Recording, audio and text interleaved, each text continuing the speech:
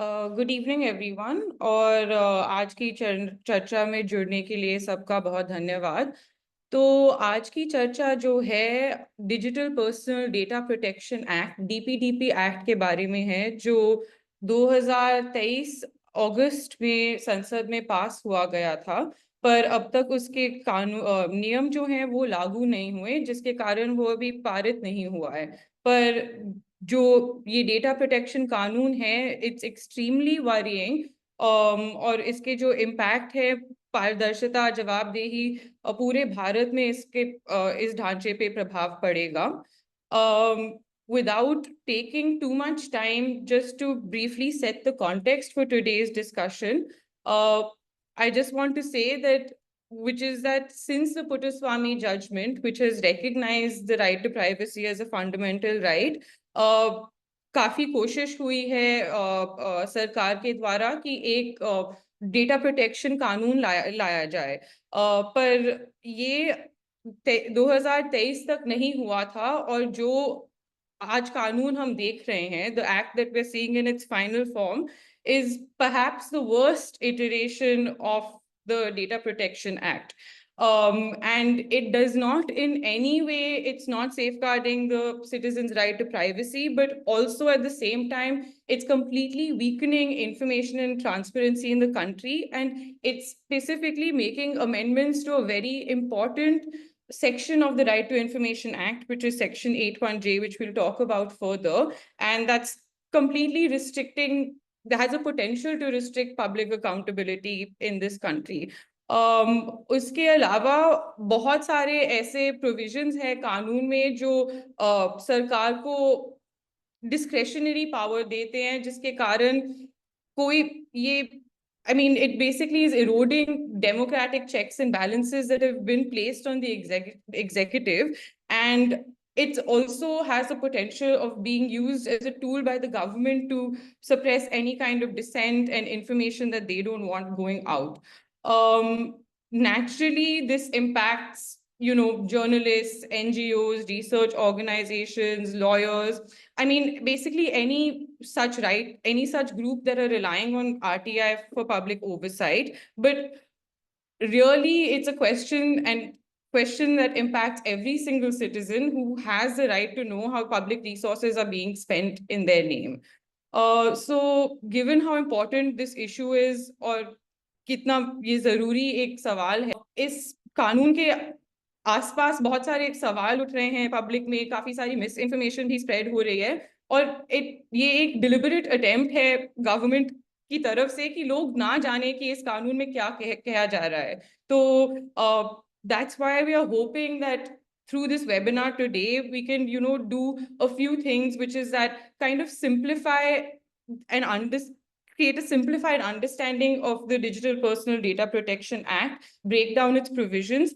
ये भी देखें कि डीपीडीपी एक्ट आरटीआई एक्ट को कैसे खत्म कर रहा है और उसका क्या प्रभाव है ट्रांसपेरेंसी, अकाउंटेबिलिटी पे, और सारे क्षेत्रों में पब्लिक के क्षेत्रों में क्या क्या प्रभाव पड़ रहा है, और more broadly to discuss the democratic implications and whether this, like I said, is this government just using this as a tool to suppress dissent, control information, and what are the repercussions of this on both freedom of information and freedom of expression. So for this discussion today, we have 7 speakers on our panel who I would like to quickly introduce.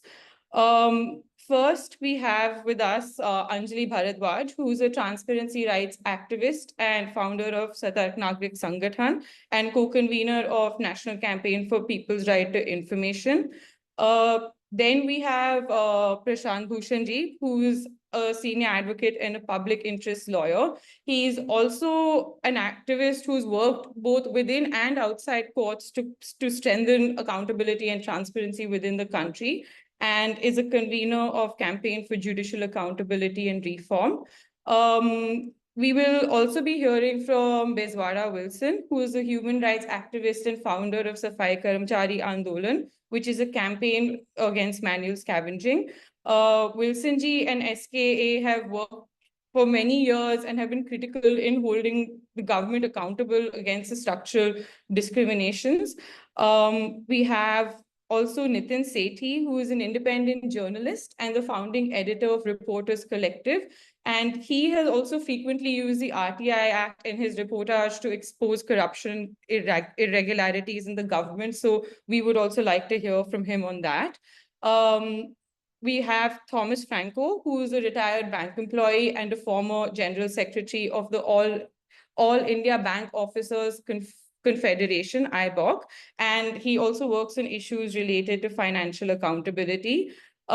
We have then also with us Amrita Jori, who's an activist also associated with Satark Nagrik Sangathan and NCPRI and other rights-based movements, who's been working on issues related to public accountability and transparency. And lastly, we'll be joined by Jyotimani Sennamalaiji, who is a two-time Lok Sabha MP from Tamil Nadu, from the Indian National Congress. So this is who we will be hearing from today. And just before we begin, I would just request each speaker to maybe speak for about 10 to 12 minutes. And at the end of all the speakers speaking, which will be just over an hour, we'll take questions from the audience and people listening in. If people want to drop their questions in the chat box, please, you can do that. They will be answered at the end of the speaker speaking. So with that, I would like to invite our first speaker, Anjali Bharadwaj, to please kind of give us an overview of the DPDP Act and also specifically go into what it says about the RTI Act and what are some of the other provisions within the DPDP which empower the central government. So Anjali, if you could please. Thank you, Asmi. And over the next 10 to 12 minutes, I will try and outline how this law, the data protection law, is effectively going to help the central government control all personal data in the country. And also, this is a law which is going to be potentially weaponized by the central government against anyone who dares to question, to dissent, or to say anything that is inconvenient to the government. जो data protection कानून आया है, इसके तहत पूरी तरह से personal व्यक्तिगत डेटा के नाम पर डेटा को कंट्रोल करने का एक पूरा ढांचा बनाया गया है। सेंट्रल गवर्नमेंट के हाथ में कंट्रोल होगा और एक तरीके का हथियार ये बन सकता है पोटेंशियली, ये कानून जो है, जिससे कि सरकार जो है ऐसे तमाम संगठनों का, लोगों का, जर्नलिस्ट्स का जो काम है उसे रोक सकती है डेटा प्रोटेक्शन कानून के तहत, ये कहकर कि आप इसका उल्लंघन कर रहे हैं और उन पर बड़ी बड़ी पेनल्टी लगाकर। तो अगर हम ये देखें कि हम नागरिक जो हैं या संगठन जो हैं वो किस तरीके से पर्सनल डेटा कलेक्ट कर सकते हैं इस देश में, जर्नलिस्ट्स भी हैं, वो कैसे कर सकते हैं? दो तरीके हैं। पहला तरीका है कि हम लोग सूचना के अधिकार कानून में, आरटीआई एक्ट में एक एप्लीकेशन लगा सकते हैं और सरकार से सूचना ले सकते हैं। इस सूचना को लेने में, जैसा कि अस्मी ने कहा, बहुत जरूरी है कि लोगों की प्रिवेसी का भी प्रोटेक्शन हो। हम ये नहीं चाहते कि निजता का लोगों के हनन हो, इसलिए सूचना के अधिकार कानून में ऑलरेडी लिखा था, section 81J of the right to information act, उसमें ऑलरेडी लिखा था कि कोई भी ऐसी सूचना, व्यक्तिगत सूचना, जिससे कि किसी और की प्रिवेसी का हनन होगा, निजता का हनन होगा, या फिर उसका किसी भी पब्लिक एक्टिविटी या जनहित से इंटरेस्ट नहीं है, वो सूचना हम ले नहीं सकते हैं।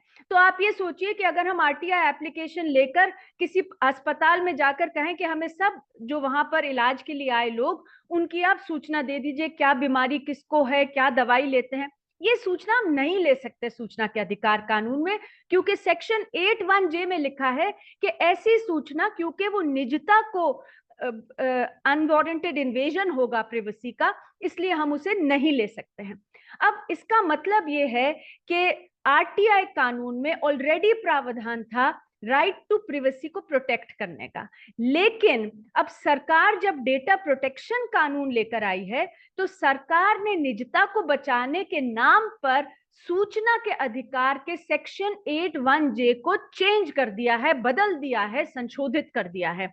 और सरकार अब ये कह रही है कि कोई भी व्यक्तिगत सूचना हम सरकार से नहीं ले सकते सूचना के अधिकार कानून के तहत।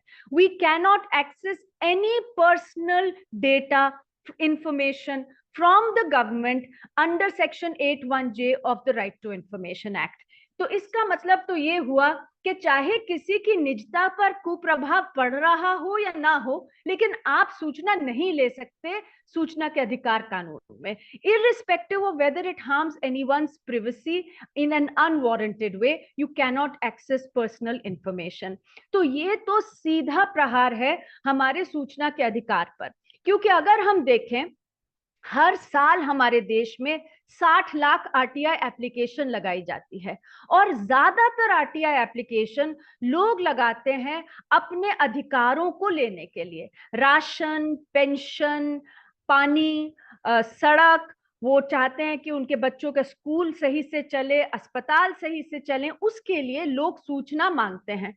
और सूचना जो मांगी जाती है वो ग्रैन्युलर सूचना मांगी जाती है, पर्सनल सूचनाएं भी उसमें होती हैं कि आप ये बताइए कि मेरे बच्चे को एक कम्युनिटी के हैं, वो उन्हें एससी एसटी की स्कॉलरशिप मिलनी चाहिए, मेरे बच्चे को मिल नहीं रही है, तो एप्लीकेशन लगाई जाएगी कि किन लोगों को मिल रही है ये स्कॉलरशिप। और ऐसा तो नहीं है कि जो लोग पात्र नहीं हैं इस स्कॉलरशिप के उनको मिल रही है, और जिनको मिलनी चाहिए उन्हें नहीं मिल रही। उसी तरह से राशन कार्ड किन को मिल रहा है, ये सारी सूची जब बाहर निकलती है तब सारा भ्रष्टाचार और घपला सामने आता है।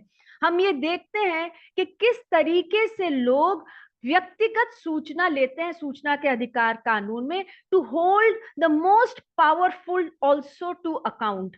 अब आप ये सोचिए, हमारे पब्लिक सेक्टर बैंक हैं जैसे, वहां पर लोग आरटीआई एप्लीकेशन लगाते हैं कि आप ये बताइए कि कौन ये पूंजीपति हैं जिन्होंने बड़े बड़े अरबों के लोन लिए पब्लिक सेक्टर बैंक में, जहां पे हमारा ही सबका पैसा है, और वो लोन लेकर फरार हो गए, और फिर बैंक ने उनका लोन को राइट ऑफ कर दिया। तो लिस्ट बताइए कौन लोग हैं ये, कौन पूंजीपति हैं। अब ये कहा जाएगा कि देखिए ये सूचना जो है ये गोपनीय है, ये सीक्रेट है, क्योंकि इसमें तो लोगों के नाम है, और लोगों के नाम, उनका पता, उनकी फोटोग्राफ, सब कुछ व्यक्तिगत सूचना है, इसलिए आपको नहीं दी जाएगी।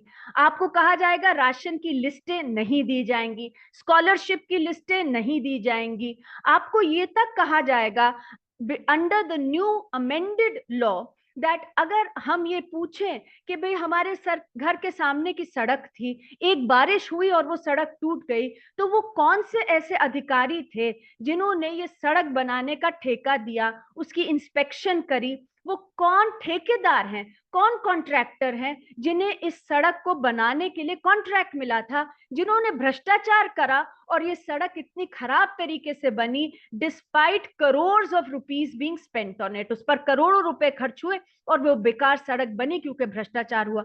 अब ये कहा जाएगा आप तो सबके नाम मांग रहे हैं, आप तो अधिकारियों के नाम मांग रहे हैं, आप तो ठेकेदारों के नाम मांग रहे हैं, कॉन्ट्रैक्टर्स के, आपको नहीं दिया जाएगा। तो इसका मतलब ये है कि जिस कानून ने हमें सशक्त किया, the law that has empowered us, the right to information law, उस कानून को ही डेटा प्रोटेक्शन कानून में पूरी तरह से तोड़ने का काम हुआ है। इस कानून को संशोधित करके आरटीआई कानून को सरकार ये चाह रही है, ये स्पष्ट नजर आ रहा है कि कोई भी भ्रष्टाचार उजागर करने का काम नहीं कर सके।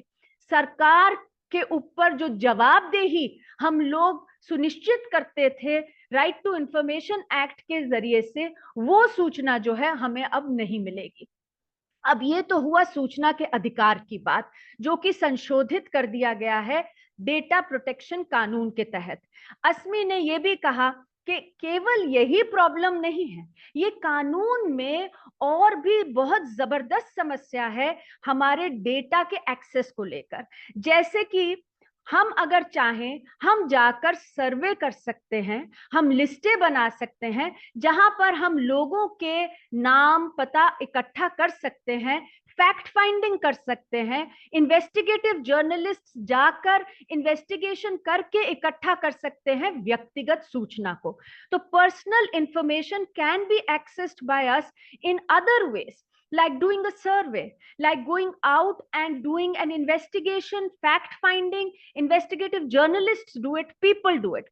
लेकिन अब ये कहा जा रहा है कि जो भी व्यक्तिगत सूचना को कलेक्ट करते हैं उन्हें अब से कहा जाएगा कि आप डेटा फिडिशियरी हैं।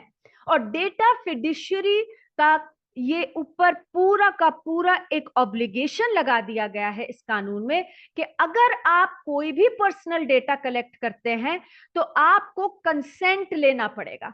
आप जिससे डेटा कलेक्ट कर रहे हैं आप एक फॉर्म भरवाइए, किसी का नाम लिखवा रहे हैं। आप सोचिए कोई राशन पे काम करता है संगठन, वो लोगों की मदद कर रहे हैं कि आपका राशन कार्ड नहीं बना, वो उनका नाम इकट्ठा कर रहे हैं कि किस किस का नहीं बना राशन कार्ड।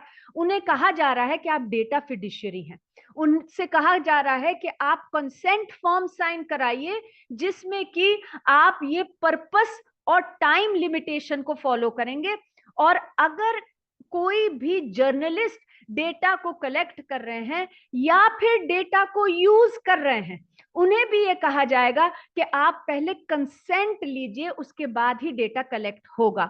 अब इसका मतलब ये हुआ कि हम सभी लोग जो भी सरकारों को सवाल पूछते हैं और ये सब सूचना इकट्ठी करते हैं, इन सब के ऊपर पोटेंशियली शिकायतें की जा सकती हैं। इस कानून में लिखा है कि अगर सही से कंसेंट ना लिया गया, कोई भी इंक्लूडिंग द गवर्नमेंट शिकायत कर सकते हैं डेटा फिडिशियरी पे।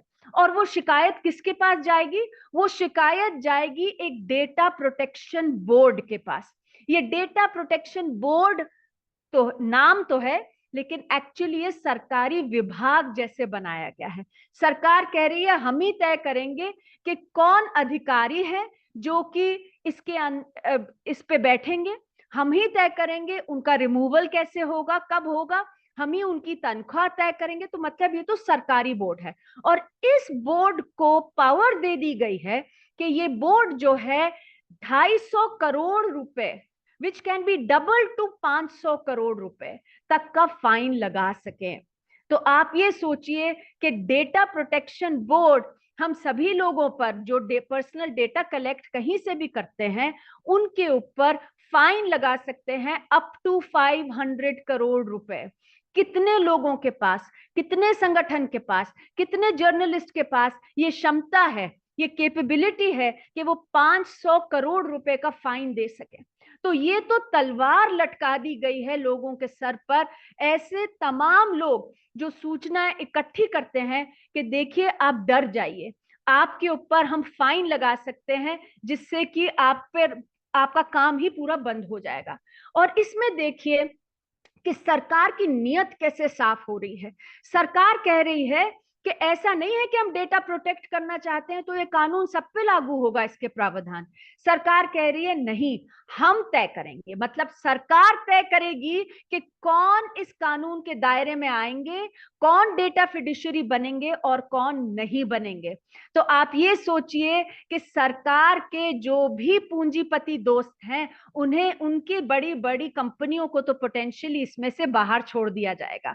कहा जाएगा आप मत डरिए, आपको इसमें कवर नहीं करेंगे, आपको डेटा फिडिशियरी नहीं बनाएंगे। जो सारे मीडिया हाउसेस जिसे हम कहते हैं चाटुकारिता करते हैं, जो कि सरकार का प्रोपेगेंडा चलाते हैं, उन्हें भी कह दिया जा सकता है कि आपको डेटा फिडिशियरी नहीं बनाएंगे। किसको डेटा फिडिशियरी पोटेंशियली बना दिया जाएगा?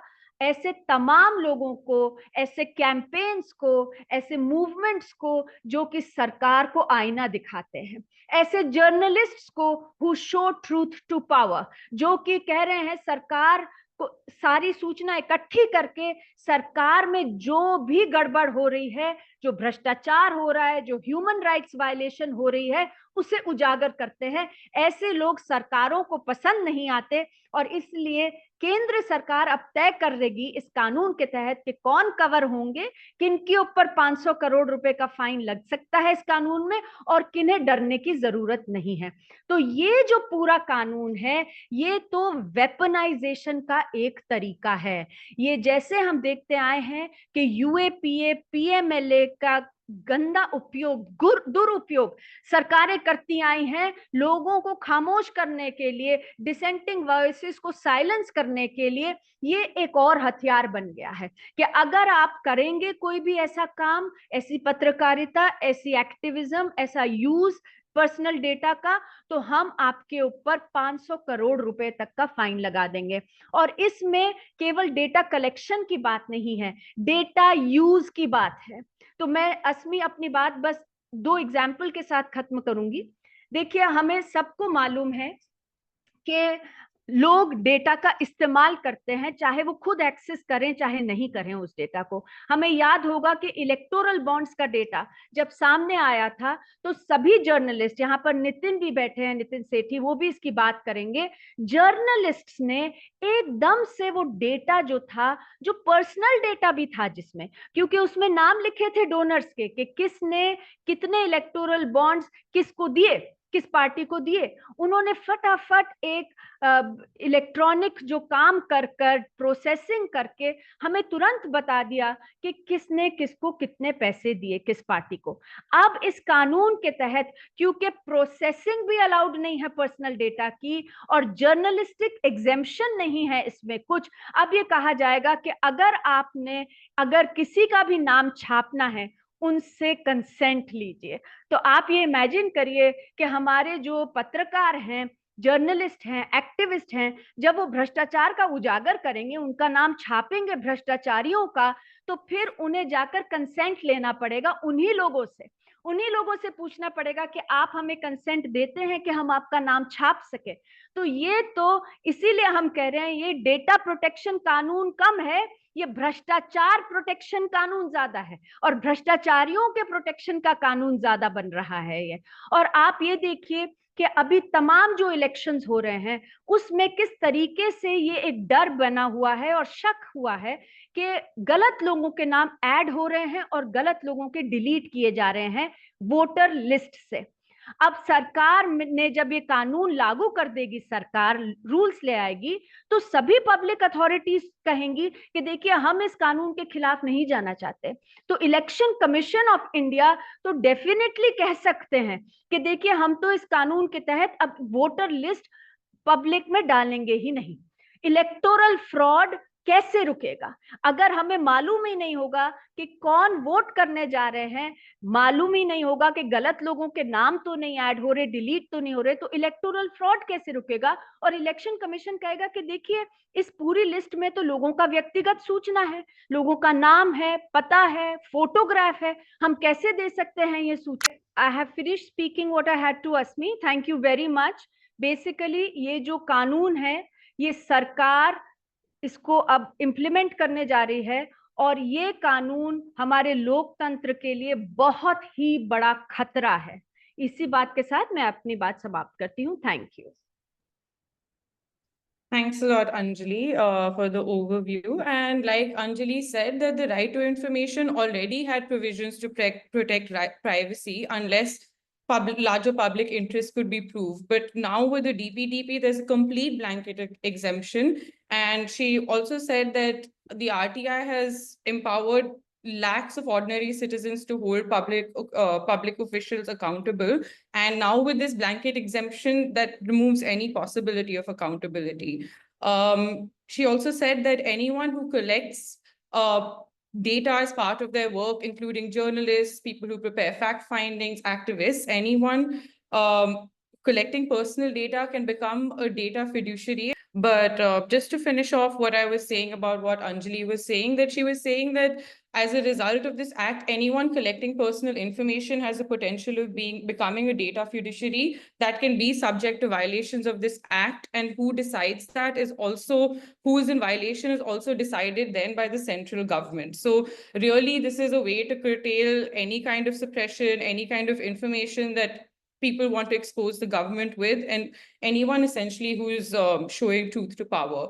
And finally, one little thing that Amrita pointed out in the chat box, which I want to say, is that within this act, the government itself can exempt itself from any of the provisions. So it's not liable like other data fiduciaries to the same provisions of the act, and it decides what departments it can exempt, etc.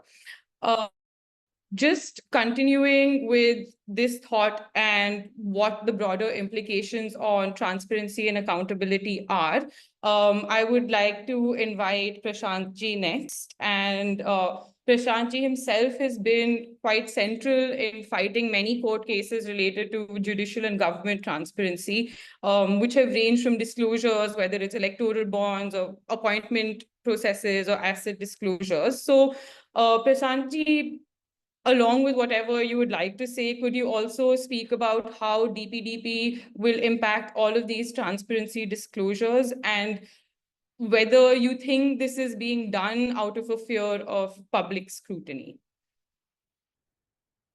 Over to you, Prashanti. Good evening, friends. I think Anjali has laid out the basic elements of this Data Protection Act. That number one, it amends the Right to Information Act, और इसमें अब पहले ये था कि एक exemption था personal information का, लेकिन वो क्वालिफाइड एग्जेम्पशन था. उसमें लिखा था personal information which has no relationship to public activity और इंटरेस्ट, एंड और उसमें भी एक पब्लिक इंटरेस्ट ओवरराइड था कि अगर पब्लिक इंटरेस्ट जो प्रोटेक्टेड पर्सनल इंटरेस्ट को आउटवे करता है तो वो इंफॉर्मेशन दी जाएगी. अब इन्होंने उसका अमेंडमेंट करके ये कर दिया कि कोई भी पर्सनल इंफॉर्मेशन नहीं दी जाएगी, चाहे उसका जितना भी ज्यादा कनेक्शन हो. मान लीजिए आप ये पता लगाना चाहते हैं, जैसे अंजलि ने बोला कि भाई कौन से पब्लिक सेक्टर बैंक से कौन लोग विलफुल डिफॉल्टर्स हैं जो पैसा लेकर, सरकारी बैंकों का पैसा लेकर भाग गए, तो अब वो इंफॉर्मेशन भी आपको नहीं दी जाएगी क्योंकि उसको पर्सनल इंफॉर्मेशन माना जाएगा और उसमें कोई, चाहे उसका डायरेक्ट कनेक्शन है पब्लिक एक्टिविटी और पब्लिक इंटरेस्ट से, और वैसे भी पब्लिक इंटरेस्ट ओवरराइड उस पर लगता है, लेकिन फिर भी नहीं दिया जाएगा. तो एक तो खैर राइट टू इंफॉर्मेशन एक्ट को बहुत वीकन कर दिया गया है और बहुत सारी इस तरह की इंफॉर्मेशन अब नहीं दी जाएगी आरटीआई में. लेकिन जो उससे भी ज्यादा खतरनाक जो चीज करी गई है वो ये है कि इसमें इन्होंने इस कानून में ये प्रोवाइड कर दिया है कि अगर कोई भी जना किसी जने के बगैर रिटन कंसेंट के किसी का पर्सनल डेटा कहीं पर भी शेयर करता है या कोई उस पर्सनल डेटा की प्रोसेसिंग करता है तो वो इस कानून के तहत अपराध है और एक सरकारी कमेटी ये तय करेगी कि आपने अपराध किया कि नहीं किया और आपके ऊपर बहुत मोटा फाइन भी लगाया जा सकता है. ये जो है ये और भी खतरनाक है क्योंकि अगर आप आरटीआई के जरिए नहीं, लेकिन वैसे ही अगर आपको कोई विसल ब्लोअर कोई इंफॉर्मेशन दे देता है कि देखिए इस तरह का फ्रॉड हो रहा है, सरकारी पैसा इस तरह से गबन किया जा रहा है, और अब आप उस फ्रॉड को एक्सपोज करते हैं, आप इन्वेस्टिगेटिव जर्नलिस्ट हैं और उस फ्रॉड को एक्सपोज करते हैं, तो उसको भी अगर आप उस जने के कंसेंट के बगैर एक्सपोज करते हैं तो उसको भी इस एक्ट का वायलेशन माना जाएगा. उसमें ये सरकारी कमेटी, ये जो बोर्ड है, ये आपके ऊपर कितना भी पेनल्टी लगा सकती है. तो इसका मतलब ये है कि अगर इसको बिल्कुल लिटरली इंटरप्रेट किया जाए तो फिर तो अब इन्वेस्टिगेटिव जर्नलिज्म, खासकर भ्रष्टाचार को उजागर करना इम्पॉसिबल हो जाएगा. कोई भी बेईमानी कहीं पर भी सरकारी विभाग में हो रही है, बेईमानी तो इंडिविजुअल्स ही करते हैं, और अगर आपने उस इंडिविजुअल का नाम डाल दिया उसके बगैर कंसेंट के, ऑब्वियसली वो कंसेंट तो देगा नहीं क्योंकि वो क्यों कंसेंट देने वाला. और एनीवे सो मैं ये कह रहा था कि अब इस एक्ट के बाद अब कोई इन्वेस्टिगेटिव जर्नलिज्म भ्रष्टाचार उजागर करने के लिए करना बहुत मुश्किल हो जाएगा, ऑलमोस्ट इम्पॉसिबल हो जाएगा। तो यही सरकार की मंशा थी और अनफॉर्चुनेटली वो लोग ये प्राइवेसी, राइट टू प्राइवेसी के नाम पर ये कर रहे हैं।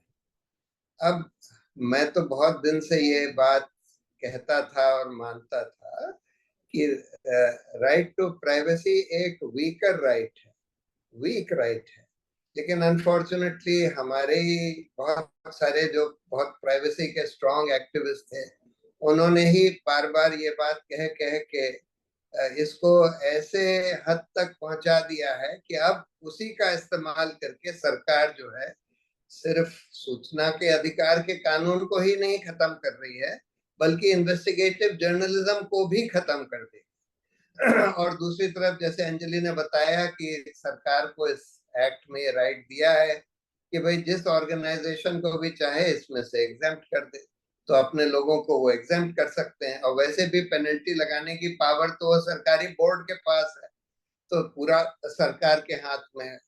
इसीलिए मैं तो ये मानता था कि हम लोगों को आजकल के जमाने में जहां पर हम लोगों के पास, सबके पास स्मार्टफोन्स होते हैं, वहां और हम लोग अगर कोई भी एप्लीकेशन वगैरह यूज करते हैं तो एक तरह से हम लोगों ने अपनी प्राइवेसी सरेंडर कर दी है। आजकल तो आर्टिफिशियल इंटेलिजेंस का जमाना है जिसमें कि हमारी बहुत सारी इंफॉर्मेशन वैसे भी जो चाहे वो निकाल सकता है, कोई भी जना निकाल सकता है। तो जो प्राइवेसी का राइट है वो राइट वैसे भी खत्म हो चुका है, प्रैक्टिकली खत्म हो चुका है, और इसलिए हम लोगों को उस पर एजिटेट करने से, प्राइवेसी के राइट पर एजिटेट करने से सरकार उसका दुरुपयोग करती है, और उसी राइट को लेकर ये कानून लाया गया है जिससे कि इन्वेस्टिगेटिव जर्नलिज्म भी खत्म हो जाए, राइट टू इंफॉर्मेशन एक्ट भी खत्म हो जाए। तो ये बहुत ही खतरनाक कानून है और इसको तो खैर अपोज करना ही पड़ेगा, बिकॉज सरकार के हाथ में वर्चुअली सारी पावर दे दी है। वैसे तो अब तो क्या जर्नलिज्म में नहीं हो पाएगा, इसको तो छोड़ दीजिए, इन्वेस्टिगेटिव जर्नलिज्म तो छोड़ दीजिए, कोई भी जर्नलिज्म में किसी का नाम तो होता ही है। अब आप नाम देने से पहले उसका अगर कंसेंट लेंगे तो कोई भी जर्नलिज्म कायदे से इस एक्ट के तहत नहीं हो पाएगा। लेकिन जैसे अंजलि कह रही है, सरकार के पास क्योंकि पावर है एग्जेम्प्ट करने की, तो किसी को भी एग्जेम्प्ट कर सकते हैं। तो इसलिए इसको तो मतलब बहुत जमकर पूरे सिविल सोसाइटी को, पॉलिटिकल पार्टीज को, सबको अपोज करने की जरूरत है। बस मैं अपनी बात यहीं खत्म करता हूँ। Thank you, Prashant ji. Like Prashant ji kind of this main point that he made is that exposing corruption and government corruption now becomes almost impossible under this regime. And this is also something that the government wanted. And as by virtue of this act now, this can also be used to target individuals which become data fiduciaries that are subject to essentially whatever the central government wants and oversight of the data processing board. So thank you so much, Prashant ji. Next, could I please request Wilson ji to share his experience with regard to how the act will hinder the work that you do, especially when a lot of your work revolves around fact-finding or holding individuals or public individuals accountable. So what is the implication of the DPDP on your work and organizations that are working with public disclosures? So Wilson ji, could you please come in? Yeah, I'm there. Thank you so much. And this is a very important thing which we are discussing about today. With despite there are some small disturbances between that. Usually it happens when there is they feel that this should not be reached to the more people, so they want to disturb all of us in a very, very different manner. In my opinion, this is actually who is not getting the data or the particularly information in our society. the rich, the prominent people, and who are all there in the power, they usually get their information. They don't require any act to get the information. They can just ask, I want this information. They will be receiving the information. Actually, the powerless, the poor, marginalized, the people who are all there, they're not in the main system. They need any information, because always when we go for our rights, so we will be denied that. So we ask how many people died in the sewage and septic tank. So the government says some data, then we can at least counter this data is not correct. So if I don't have the right to ask, and before asking itself, if they create a fear among us, that how to ask the question, what are the questions I have to ask, how I have to ask. So this kind of conditions putting on the citizen, it is a completely undemocratic. So at least we must have a free or a freedom to ask the question. Whether they are giving or not giving, providing, not providing is a different. So the powerless, they are making a more powerless, even in the information to get. They say usually to the any court or anywhere, they give the false information. So to counter the false information, we must have at least official version of the information. If you have an official version from the any secretary, joint secretary, some information, we can, based on that, we can build something and we can argue. So this is completely, they're making all of us more powerless, one, and they're also terrorizing the citizens. You should not ask this. If you ask this, and coming with the fine and penalties. So why we should pay the penalties? We are not doing anything wrong here. We are only asking. So to ask the question also, if you put a kind of you must have this kind of a thing. This is completely, and it is a tool with the government to control the citizens. Even in the सोच भी, हम सोचने के पहले भी हम अभी 2-3 बार सोचना पड़ते हैं. अगर ये प्रश्न पूछे तो क्या हो जाएगा, मैं कितने पैसा का कुछ पूछेंगे, और वो केस मेरा खिलाफ कैसे उल्टा केस डालेगा, ये सारे ये के. दूसरा है, सरकार अभी कई चीजों पे काफी बेमानी कर रहा है. There is no doubt at all. Their data is false. We have every data to prove that. But because of this kind of their protection of their data or something, they are actually legalizing their बेमानी. So हम लोग ने कुछ भी नहीं पूछ सकते now. So this completely against the people, particularly the poor, oppressed, marginalized, like a Safai Karmacharis and the very poor people. They are now really not going to ask any questions, and they will feel that there is no right to ask. If you feel that there is no right to ask, there is no point we talk further more about the democracy and big things in the parliament. So we need to really strongly, every citizen must say that this is an anti-people and it is anti-poor, and at least let us have our own information. Whatever there is happening, let us know that. If not with an RTI or any kind of this kind of information, how the poor will get the information?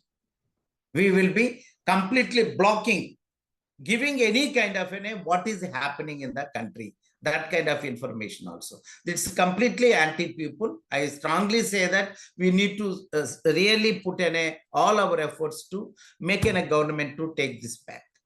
Thank you. Thank you so much Wilson ji. तो मैं थोड़ा सा अनुवाद कर देती हूँ जो Wilson जी ने कहा. तो वो कह रहे थे कि डेटा किसे नहीं मिलता. जो अमीर लोग हैं उन्हें काफी आराम से डेटा मिल जाता है, पर जो गरीब लोग हैं, जो लोग काम करते हैं, जो डेली वेज वर्कर्स हैं, सफाई कर्मचारी हैं, उन्हें डेटा मिलने में काफी दिक्कत होती है. तो ये, और जो ये हम जब डेटा मांगते हैं उससे हमको अपना अधिकार भी मिलता है, पर यही डेटा गवर्नमेंट इसे छिपाना चाहती है. तो essentially they want to suppress the freedom to ask information. और ये भी कह रहे थे कि जानकारी आए या ना आए, पर पूछने का हक तो हर सिटीजन का है, जो ये गवर्नमेंट एकदम रोक रही है. उसके अलावा ये जो भी पेनल्टीज की बात प्रशांत जी, अंजलि ने करी, ये नागरिकों में ये एक डर बैठा देता है जो जानकारी पूछने से लोगों को रोकता है। तो वो कह रहे थे कि ये कानून, डीपीडीपी कानून जो है एकदम लोगों के खिलाफ है, गरीब लोगों के बिल्कुल खिलाफ है। तो ये कहा विल्सन जी ने। अब हम आगे बढ़ते हैं।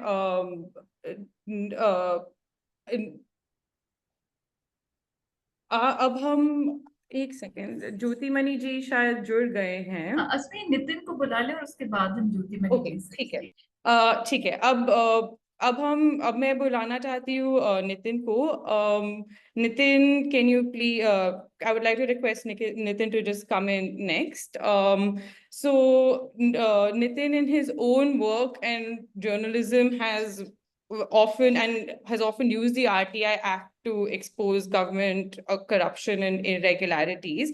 Also, the organization that he works with, which is the Reporters Collective, also has frequently used the RTI Act again to expose many cases of corruption. So, Nitin, also speaking in terms of cases where you have actually used the RTI Act, can you speak about what the DPDP Act means and what you also think this means for independent media in an already shrinking space? Sure. Thank you, Asmi, and to everyone who's hosted this. Am I audible, Asmi?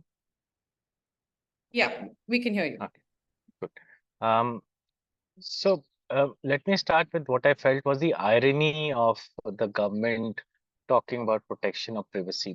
One of the first instances when we used RTI to bring out corruption in the government about 5 years ago under the Reporters Collective was to actually bring out information showing the government had sold all the vehicular data of India, of all our citizens, to a German company for peanuts.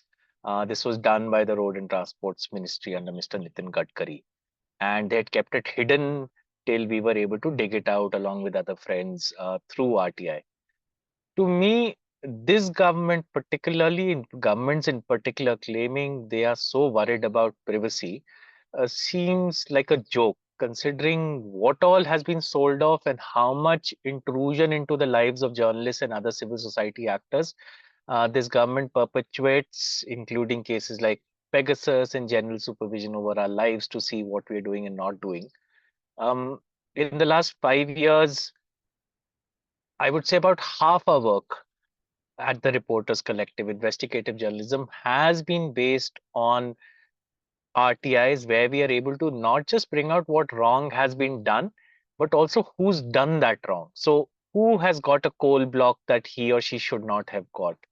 Who has lobbied the government for a particular change in policy? And I'll come to some of the examples as Asmi asked, and got it done quietly. Now, from our best understanding, if and when this law gets operationalized by the passage of rules, all that work that people like us do at the investigative journalism at Reporters Collective or elsewhere will see almost a dead end. Let me give you examples. During COVID, when almost all governments were claiming that very few people had died of COVID and there weren't excess mortalities during that period, we used RTI to bring out details with names to understand in Gujarat, when the government was claiming only 500 people are dead, we were able to prove, because we were able to get out the death registers from all municipalities, that only in the municipal areas of Gujarat, more than 2.5 lakh people had died. This was possible because RTI allowed us to do that at the time. If the new law amends RTI and it becomes operational, we will not be able to do it again. I'm going to give you examples of what all will not be able to do again. We found that the 3 farm laws against which the farmers protested, that one of them, which allowed private companies to not hoard food grains, was amended on the express request and lobbying of the Adani Group.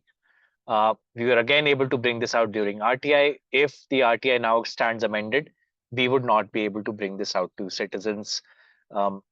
We again found that the government, which claimed that It had for post 2014 brought a huge reform where coal blocks would now be auctioned off and the government would earn upward of 3 lakh crores while auctions would be held transparently.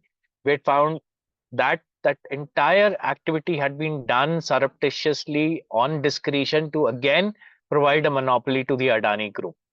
Uh, we've used RTI was used for this. We used RTI to show how shell companies have been created by various corporates, including by Baba Ramdev and 100 odd shell companies that we were able to track down using RTI and other information to see how they move money illegally and surreptitiously um, without the citizens coming to know what real businesses they engage in.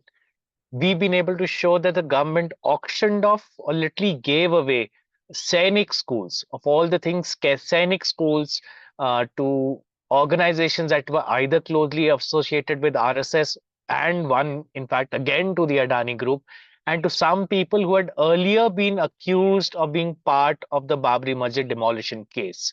Again, this was brought out by RTI. We've shown how government has broken on promises made to individuals and on lobbying made by individuals, how it has amended rules, regulations to allow certain companies and some individuals access to natural resources against breaking the law. We've been able to show how rules have been amended, environmental standards have been diluted, again for individuals and companies.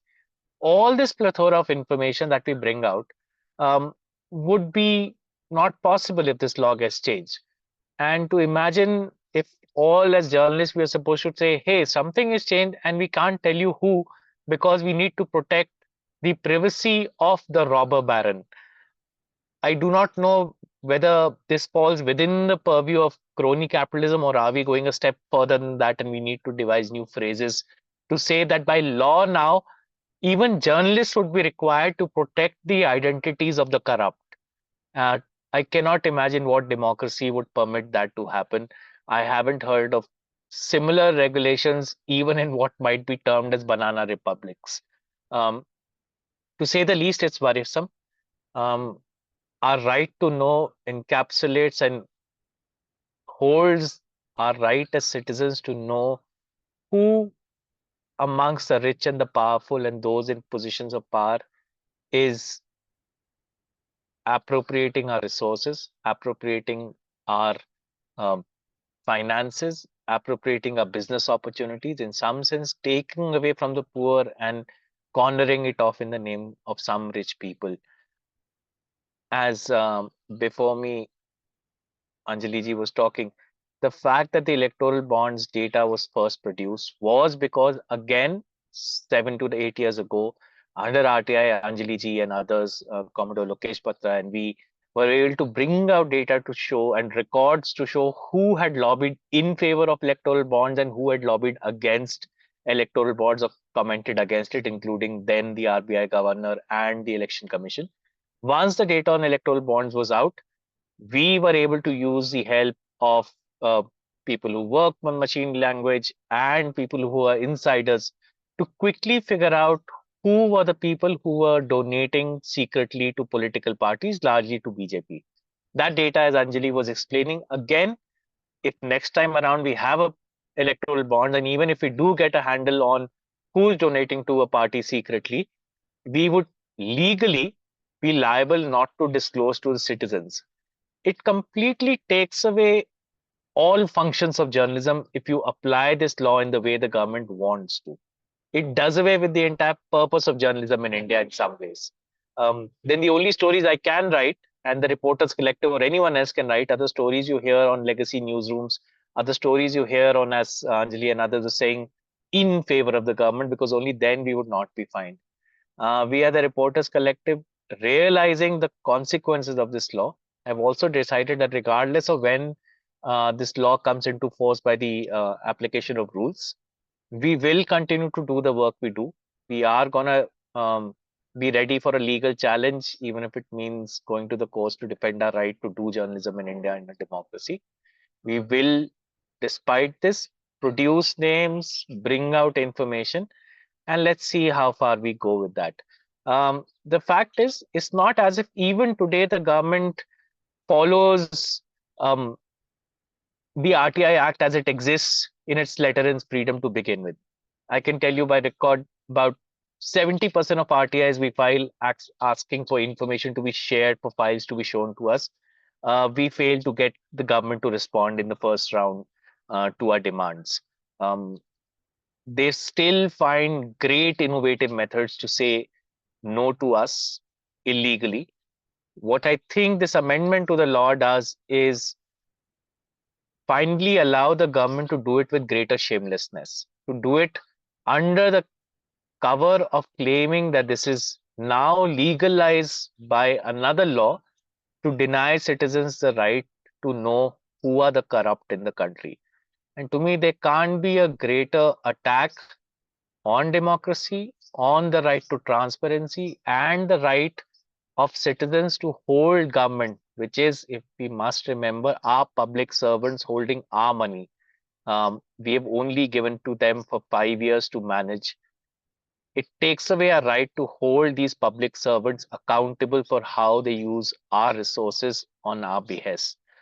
And I think it's incumbent upon all journalists to advocate against it. Usually, I would say journalists tend to stay away from advocacy and do their jobs. But this is a point on which I think all journalists must stand up as well and claim back their right to do their profession with freedom and without fear. I'll stop here, Smee. I hope this suffices.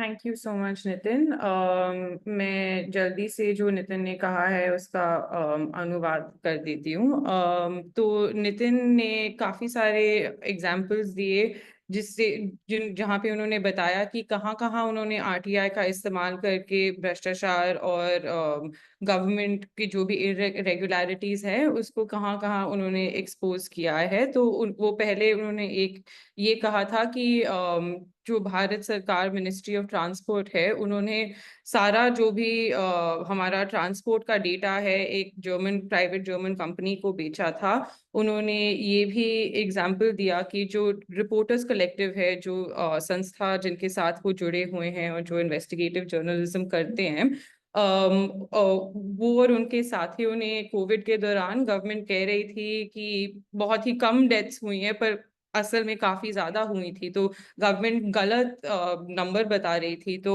RTI के दौरान उन्होंने वो ये जानकारी प्राप्त कर पाए कि एक्चुअली कितनी डेथ्स हुई थी फिर उन्होंने एक और एग्जाम्पल दिया कि जो 3 कृषि कानून सरकार लाने की कोशिश कर रही थी उनमें से एक जो कानून है वो इसलिए बदला गया क्योंकि अदानी ग्रुप गवर्नमेंट पे प्रेशर डाल रहा था और उनके कहने पे किया गया था ऐसे ही जो भी कोल ऑक्शन हुआ था वो भी बदला गया था ताकि अदानी को वो टेंडर मिल पाए ऐसे ही उन्होंने कुछ एग्जाम्पल दिए जो कह रहे हैं कि आरटीआई के बिना उनका काम एकदम रुक जाएगा तो वो ये भी और ये भी बताता है कि कितना जरूरी आरटीआई है essentially what he was saying is that in public accountability knowing who the decision maker is also very important and something like the DPDP in essence kind of protects and legalizes corruption so ये नितिन कह रहे थे अब हम आगे बढ़ते हैं and हमारे साथ जुड़ी हैं Jyotimani ji thank you so much for taking the time to join this meeting सबके लिए ज्योतिमणि जी 2 टाइम एमपी रही हैं लोकसभा में करूर डिस्ट्रिक्ट है तमिलनाडु वहां से तो और वो इंडियन नेशनल कांग्रेस की मेंबर भी हैं so Jyotimani ji thank you again for joining so could you from your part please tell us what yours and the party stand is on the issue and now that the act has been passed and the rules are being drafted what kind of role can opposition MPs and political parties play in kind of still influencing or intervening in this process please Jyotimani Thank you, Smith. Yeah, good evening to all. I heard also. See, from my side and my party side, it's very clear. So we, when our government was there, with all of your support and hard effort, we brought the RTA Act. I still remember when the 17th Lok Sabha, when the RTA Act was amended, so after the Parliament to Congress Parliament talks with, along with Sonia ji. Sonia ji is generally not known for expressing emotions Jyotimani ji, maybe visibly if you outside. switch She off was your video because very we are getting a lot of lag in your sound. The connection seems to be a bit unstable. Sure. Sorry. Your connection is bit poor. Yes, Is yes, it maybe okay now? now. Yes, yes. Thank you. So she was very visibly upset because we feel the helplessness RTA Act is amended. It technically we could foresee what will come next. Then BPBP has come. That way, actually, we have kind of emotionally attached with this RTA Act. And also there is UPA too has brought a lot of right-based laws. This one is very important is right to information. So not only RTA, along with other all the architecture which can ensure the transparency and bring out the corruption and make people accountable, like CVC also has been completely dismantled now. Every other architecture which ensure the transparency and ensure the people right, strengthening the democracy is completely under fire now. This might be the last nail on the cabin. So when after this, I as a parliamentarian, I feel very sad that this even the act has been passed kind of amidst the disruption. Like many other acts actually been passed like this, we are also feeling sometimes very helpless, despite we are fiercely opposing things in parliament. We as a opposition, especially comes things to crucial issues like this. We whatever the differences among ourselves, we kept that aside and we unitedly work as a opposition force to try to stop things in from our end. End of the day, unfortunately, the numbers speaks. Unfortunately, they have their numbers. But despite that, we are vehemently fighting in the parliament. Even not only this, even labor code has been passed without even a single word in the parliament. It's passed on things. We don't even know sometimes that the laws passed in the parliament as what kind of impact it has on our ordinary people. And as a country as a whole, we are really feeling sad about that part.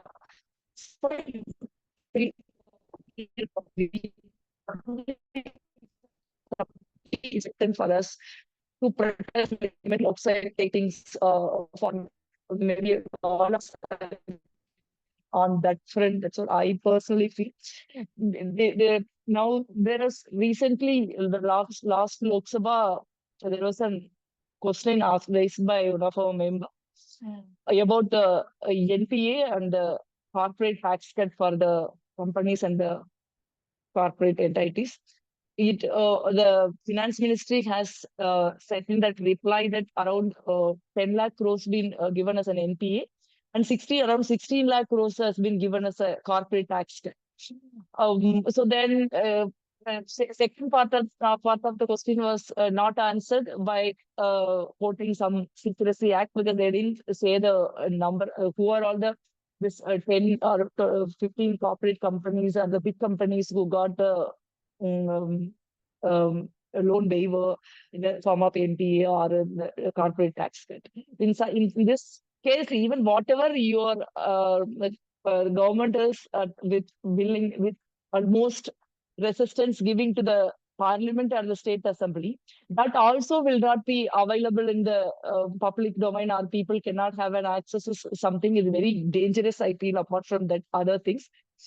Even whatever the access parliament and the state assemblies has itself now been limited. Technically, there is no data available. Even farmer suicides data is stopped in 2021. So already there is a systematic effort to curtail the information outside by the union government. Now this makes it's very difficult. It's not only common people, it's as a organization, it's like many organization who fight for the people rights. political parties, especially from the opposition, NGOs, common people, journalists, everybody who try to protect the idea of Indian democracy will be on the peril. But despite that, actually, what I feel, whenever there is a pressure, whenever there is a despotic government in place, we all together actually can fight and win the game in the end. That's what actually history has been shown to us. The fight may not be easy. The fight might be getting very uglier side. The fight might be very cruel, but despite that, it's our responsibility as a political party, as an opposition, as a lawmaker. It's very important for us to fight. We will not compromise on this fight because we know what kind of critical and very crucial impact this can happen on our entire system. Its democracy is not only voting once in every 5 years. It's also based in staying engaged, informed, and strengthening all the architecture which can protect the democracy and the transparency in the governance. So that's how we are all always with you. We are all, again, how we are all together in bringing the RTA with a lot of effort. Now in this process also, I'm sure we are all together in fighting the government, is not only in this act, especially whatever the architecture which they are trying to dismantle, which can protect the democracy, where we have to fight and win the battle. Thank you. Thank you so much, Jyotimani ji. It's really important for us to also, as civil society, know that the Congress and other opposition parties are with us and the citizens in this fight. So thank you so much for joining this discussion today. मैं जल्दी से जो ज्योतिमणि जी ने कहा उसका अनुवाद कर देती हूँ। वो कह रही थी कि यूपीए और कांग्रेस पार्टी ही जो है जिनके यूपीए के दौरान जहाँ आरटीआई का कानून लाया गया था, वही नहीं, आरटीआई के अलावा बहुत सारे वेलफेयर के कानून लाए गए थे उस दौरान, जो अब जो डीपीडीपी है वो पूरा खतरे में इन सबको डालता है। ये कानून ही नहीं पर पूरा जो भी जवाबदेही और पारदर्शिता का ढांचा है वो पूरा ही अब खतरे में है। पर ये कहते कहते उन्होंने ये भी कहा कि पार्लियामेंट में कांग्रेस और जो भी ऑपोजिशन है एक साथ जुड़े हुए हैं इस मुद्दे पे और पूरी कोशिश कर रहे हैं कि वो इस मुद्दे से लड़े। यही नहीं, डीपीडीपी जैसे पार्लियामेंट में लाया गया था वैसे ही काफी सारे कानून जो है केंद्र सरकार ला रही है और लाने की कोशिश कर रही है, पर जो आंकड़े ऑपोजिशन के हैं संसद में अभी उनके कारण वो उन्हें रोक नहीं पा रहे। वो उन्होंने ये भी कहा कि जो जानकारी और डेटा पहले से सांसदों को आसानी से मिल सकता था उस पे भी केंद्र सरकार अब रोक लगा रही है, तो वो भी उन्हें आसानी से अब नहीं मिल रहा। पर जहां तक मुमकिन है वो कांग्रेस पार्टी और बाकी सारे ऑपोजिशन पार्टीज भी इस मुद्दे पर अपनी आवाज उठा रहे हैं। तो thank you so much Jyotimani ji. Next we will so we will move on to our next speaker, which is Thomas Franco. So one of the main sectors of public accountability has also been financial accountability. So could I please request Comrade Franco to come and speak about the impact of DPDP on financial accountability and what kind of disclosures, NPAs, we spoke about NPAs, we spoke about write-offs, all of these things, how are they likely to be impacted, and what are other kinds of disclosures which are necessary for larger public interest and accountability that are likely to be impacted? Thank you, Comrade Franco. Thank you, Ashmi, and thank you all for including me in this distinguished panel of experts. I am not an expert, actually. I'm also very happy that very distinguished people are attending this session. Medha Didi is there, MG Devsam ji is there, Commodore Lok Patra is there. There are many more who have been working in this field for years together.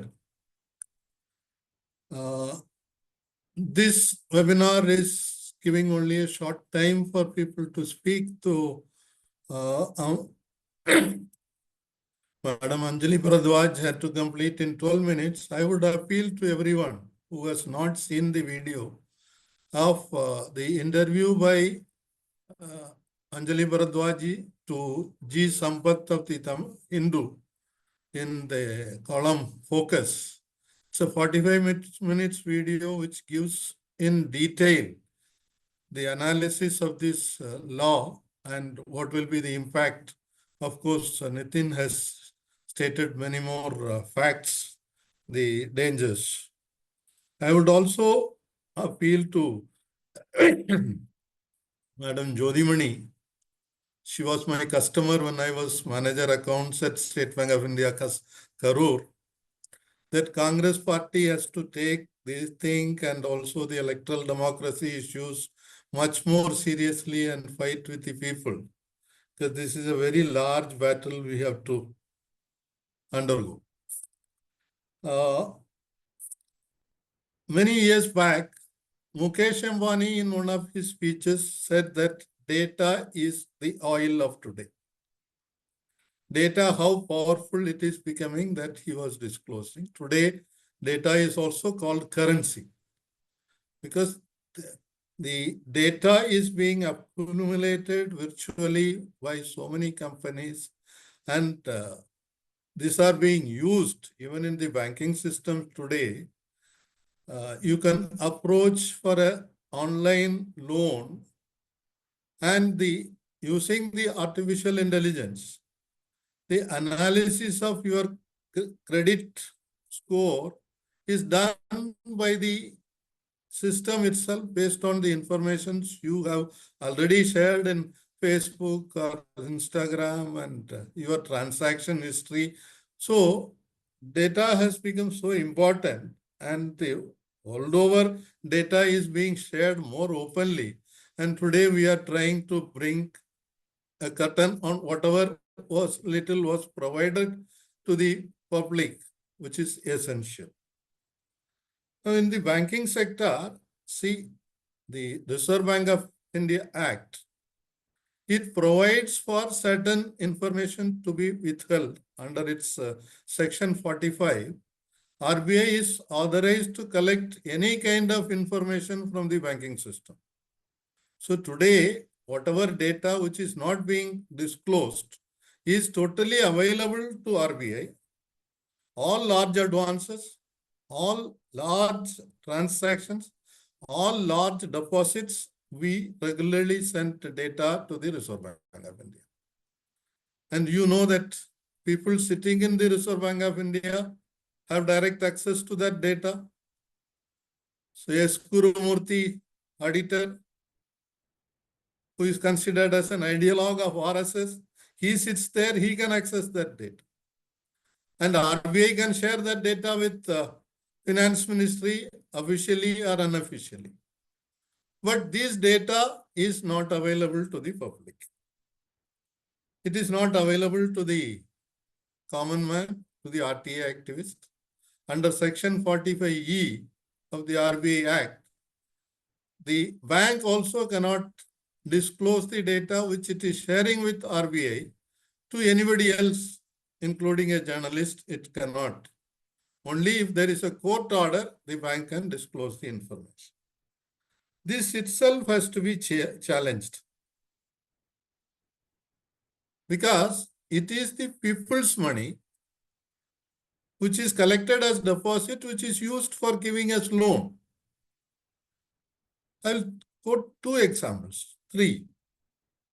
Jodhimani also mentioned. In the parliament itself, it was disclosed. In the last 10 years, 16.36 lakh crores have been written off. And in that, majority is for corporates.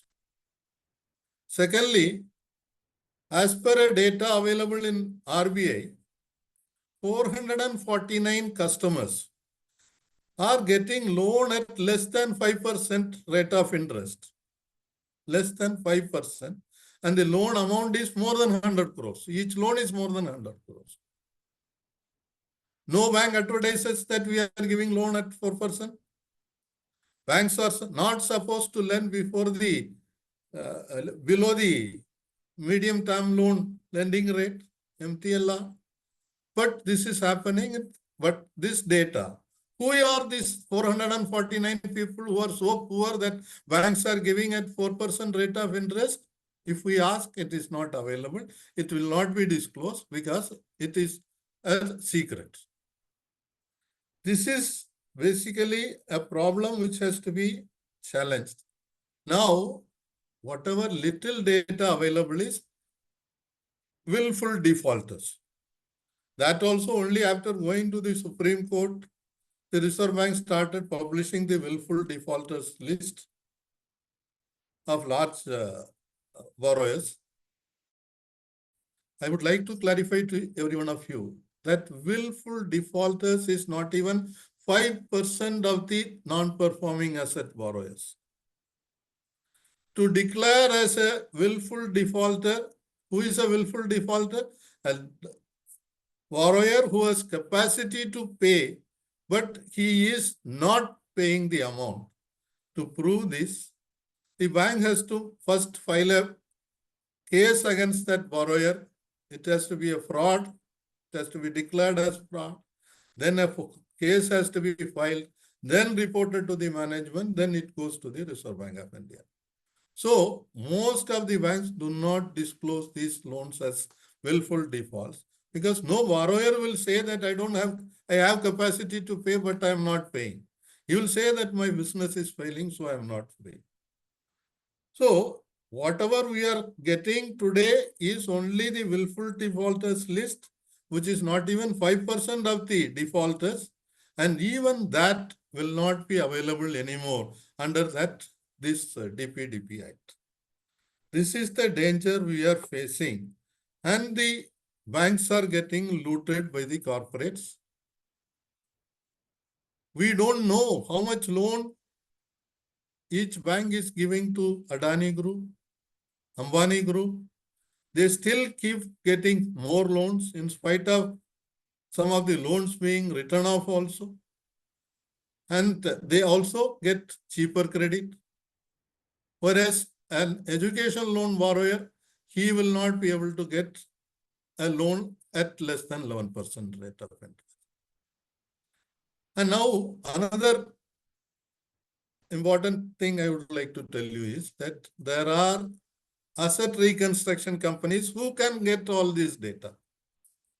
Asset reconstruction company, including Reliance as an asset reconstruction company. They can buy all these non-performing assets from the bank.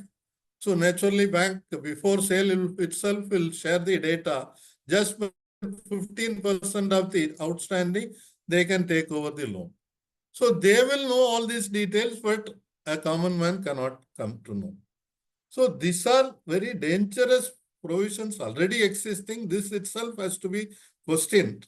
And the Parliament Standing Committee on NPA, the Finance Standing Committee, in a report had stated that at least the top 10 defaulters in each bank should be disclosed to the public so that people know who are the people who are looting the bank. Till now, this has not been implemented. Now, the RBI, whenever it wants, it is able to publish. If you know, you all know that when Raghuram Rajan was there, they published data on 12 big defaulters and asked the National Company Law Tribunal to take action. Most of the loans were written off with huge haircut, which is actually the write-off. But when they want, they disclose. You also know that many times the banks have been publishing the photographs of small borrowers who have taken education loan and who could not repay. So whenever they want, they use it. But when people want it for a common public purpose, that is not being shared. And this DPTP Act is going to take away whatever rights little available also is going to be taken away. So my appeal will be that number one, to challenge this RBI Act itself so that we can get more data from the Reserve Bank itself directly in case of defaulters. Secondly, challenge this law, and court is one, I will say has to be the last refuge. Our battle has to be in the streets. We are seeing what is happening in US. We are seeing what is happening in many countries on the Palestinian issue. But in our case, we still are not able to mobilize public at large because people are not being given this information. So this is a good effort you have taken. Let us take this message to the people and mobilize the people and bring to them to the road for a struggle. That alone can solve this issue. Thank you very much. Thank you so much, Comrade Franco. So अब मैं जल्दी से जो comrade Franco ने कहा है उसका अनुवाद कर देती हूँ। कॉमरेड फ्रैंको बैंकिंग और फाइनेंशियल अकाउंटेबिलिटी के बारे में बात कर रहे थे, तो वो कह रहे थे कि अभी RBI जो है, रिजर्व बैंक ऑफ इंडिया, वो किसी भी बैंकिंग सिस्टम से जानकारी मांग सकते हैं और वो जानकारी आगे वो फाइनेंस मिनिस्ट्री के साथ भी शेयर कर सकते हैं, पर ये जानकारी अभी आम नागरिक को नहीं मिल पाती है। तो ये एक काफी बड़ी प्रॉब्लम है और हमें इस पे ज्यादा शोर करनी पड़ेगी कि ये जानकारी जो है आम नागरिक को भी मिले। जो थोड़ी सी जानकारी जैसे हमें जो मिलती है RBI से या बैंकों से, जैसे जो राइट ऑफ्स होते हैं उन पे, या फिर ये भी पता चलता है, हम जानकारी पता चली थी कि कुछ लोग हैं जिन्हें कम इंटरेस्ट रेट पे लोन मिलता है और वो काफी टाइम बड़े बड़े कॉर्पोरेट्स होते हैं या लोग होते हैं जिन्होंने 100 करोड़ से ऊपर का लोन लिया हो। तो ऐसे और लोग होते हैं जो डिफॉल्टर्स होते हैं। तो ये सारी जानकारी जो अभी हमें मिल रही है RBI के द्वारा, जैसे ही DPDP कानून लागू होगा, ये सब कुछ छिप जाएगा और हमें ये जानकारी भी नहीं मिल पाएगी जो बहुत ही जरूरी है पारदर्शिता के लिए। उन्होंने एक ये भी कहा था कि हम जो भी हमें लोन की जानकारी जो बैंक्स लोन अदानी अंबानी ऐसे सारे ग्रुप्स को दे रहे हैं, वो सारी चीजें हमें एकदम हमसे छिपी रहती हैं, पर जो लोग एजुकेशन लोन मांग रहे हैं और उसका पैसा वापस नहीं कर पा रहे, वो सारी चीजें बैंक्स अपने पब्लिकली डिस्क्लोज करते हैं। तो ये भी उन्होंने कहा एक खेल जैसा है जहाँ पे जो गरीब हैं उनके साथ खेला जा रहा है और जो भी बैंकिंग सिस्टम है आज हमारा, वो अदानी अंबानी जैसे लोगों को ही ज्यादातर फेवर करता है। तो comrade Franco, thank you so much. अब हम अपने आखिरी वक्ता की तरफ we'll move to our final speaker. We'll hear from Amrita in the final section of this webinar. Amrita, for you, if you could please address the debate that's been around the right to privacy, right to information as being opposing rights for a really long time. But the various judgments of the Supreme Court, including the Puttaswamy judgment, have called for the balancing of both rights and that these rights in fact should coexist together. So can you explain how the amendment to the RTI Act, I think Anjali's gone into it a little bit already, but how this breaks this balance between privacy and transparency? And also if you could talk about what the impact of the DPDP would be on accountability mechanisms such as social audits or information systems like Jan Suchna portals. So over to you, Amrita. Thank you Asmi, सभी साथियों को जिंदाबाद। तो जो अस्मी ने मुझसे सवाल पूछा कि जो राइट टू प्रिवेसी, जो हमारा जो निजता का अधिकार है अपनी व्यक्तिगत जानकारी को एक तरीके से कंट्रोल अपना उसके ऊपर रखने का, और दूसरी तरह हमारा जानने का अधिकार, जो हमारा सूचना का अधिकार है, उन दोनों के बीच में एक संतुलन और उन दोनों के बीच में एक बैलेंस कैसे किया जा सकता है। तो एक्चुअली इसमें सबसे जरूरी अगर हम बात सोचें, सब साथियों को याद होगा कि जब आधार एक्ट को चैलेंज किया गया था सुप्रीम कोर्ट में, और इनफैक्ट ये चैलेंज था कि आप किस तरीके से हर एक जानकारी लोगों से मांग रहे हैं, आधार को आप राशन कार्ड से लिंक कर रहे हैं, पेंशन से लिंक कर रहे हैं, इनकम टैक्स से लिंक कर रहे हैं, ड्राइविंग लाइसेंस से, पासपोर्ट से। तो ये एक सवाल पूछा गया था कि बिना किसी कंट्रोल के, बिना किसी चेक्स एंड बैलेंसेस के कैसे ये सरकार इस तरीके से इतना ज्यादा लोगों का 100 करोड़ से ज्यादा लोगों का डेटा इकट्ठा करके जहां मन आ रहा है लिंक कर रही है। और उस समय सरकार के वकील ने आकर सुप्रीम कोर्ट में बोला था कि लोगों का निजता का कोई अधिकार नहीं है। The Solicitor General said that people have no right to privacy and that is why they said कि हम जो मर्जी जानकारी चाहें हम इकट्ठी कर सकते हैं।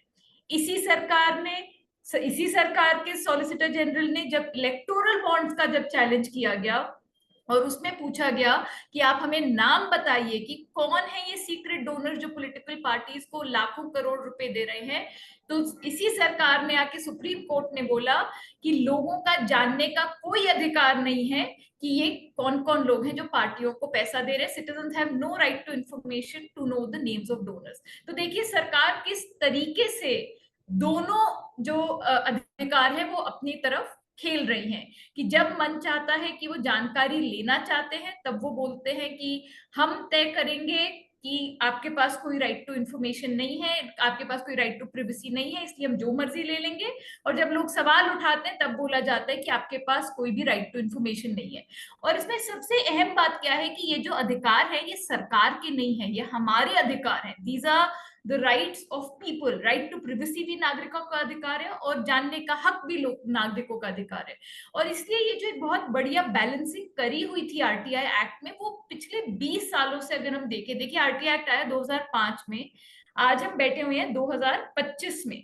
तो अगर हम देखें कि किस तरीके से पिछले 20 साल में एक भी मुझे ऐसा उदाहरण दिमाग में नहीं आता जहां पे कि किसी ने भी ऐसा बोला हो कि भाई ये तो पर्सनल सेंसिटिव इंफॉर्मेशन किसी की निकल गई या किसी का प्रिवेसी का हनन हो गया। इनफैक्ट सुप्रीम कोर्ट तक बहुत सारे केस गए, वो चाहे गिरीश रामचंद्र देशपांडे केस हो, चाहे सुभाष चंद्र अग्रवाल का केस हो, चाहे कैनरा बैंक का केस हो, जहां पे सुप्रीम कोर्ट ने बोला कि ऐसी कई कई जानकारी है जो आपको नहीं मिल सकती 81J के चलते। इनफैक्ट एज कैंपेनर्स हम लोग को तो कई बार लगता है कि कुछ ज्यादा ही जानकारी प्रिवेसी के नाम में मना की जा रही थी। बट ये समझना जरूरी है कि 20 साल में किसी जज, किसी जर्नलिस्ट, किसी व्यक्ति, किसी मंत्री, किसी ने नहीं बोला कि अरे आरटीआई में ये सीक्रेट इंफॉर्मेशन या किसी की इतनी पर्सनल इंफॉर्मेशन कैसे निकलने दी। तो इसका मतलब आरटीआई एक्ट बहुत अच्छे से ये अपना काम कर रहा था बैलेंसिंग का, कि क्या देना है क्या नहीं देना। और इसमें information commission, high court, supreme court अपना पूरे एडजुडिकेटरी रोल ऑलरेडी बना रहे थे, उस सबको पूरा तहस नहस कर दिया। और इंटरेस्टिंग बात क्या है कि चैट में मैं देख रही थी कि कई साथियों ने बोला कि हमें तो पता ही नहीं था कि इतने जबरदस्त संशोधन आ गए हैं। एक्चुअली आम नागरिकों को ही केवल नहीं, बहुत सारे सांसदों को भी नहीं पता चला कि आरटीआई अमेंड हो गया, क्योंकि जब ये जॉइंट पार्लियामेंट्री कमेटी में गया था बिल, उस समय आरटीआई में कोई संशोधन नहीं था, 2018 के वर्जन में कोई संशोधन नहीं था, 2021 के वर्जन में कोई संशोधन नहीं था, और सडनली ये 2023 के वर्जन में एक ये लास्ट सेक्शन उन्होंने डाल दिया जिसमें इतने घातक संशोधन उन्होंने डाले।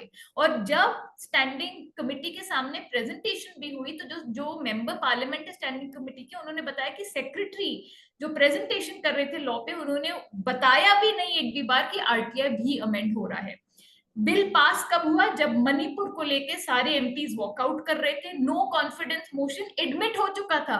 आप ये सोचिए कि राज्यसभा में 9 तारीख को, 9 अगस्त 2023 को पास हुआ जिस दिन ये बिल, कुल मिला के 1 घंटे की उस पर केवल कॉन्वर्सेशन हुई और उसी समय लोकसभा में नो कॉन्फिडेंस मोशन के ऊपर चर्चा चल रही थी। तो सोचिए मतलब इतना अहम बिल जो हमारे सारे अधिकारों को जाकर पूरा उनको एक तरीके से जो फ्रेमवर्क है उसी को तोड़ मरोड़ रहा है, तो कैसे मतलब ये किस तरीके से इसको सोचा जा रहा है और कैसे स्ट्रेटेजिकली इसको ऐसे समय पे पास किया जा रहा है जब सबकी अटेंशन और सबका ध्यान और जगहों पे बटा हो।